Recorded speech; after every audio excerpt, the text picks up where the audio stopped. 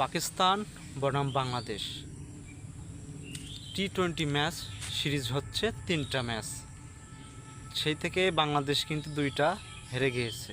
লজ্জাজনক ঘটনা। Pakistan series already জিতে গিয়েছে, আর একটা ম্যাচ বাকি আছে। বাংলাদেশ একটা ম্যাচও জিততে পারবে না, এটা আমার কনফিডেন্স নিয়ে কথা বলছি। লিটন দাস এবং শান্ত, দেশ নিয়ে এদের চিন্তা নাই। ম্যাচ হেরেছে সেটা বড় কথা না, বড় কথা হচ্ছে ওদের প্রতি মাসে বেতন ঢুকছে লক্ষ লক্ষ টাকা, এটাই বড় কথা।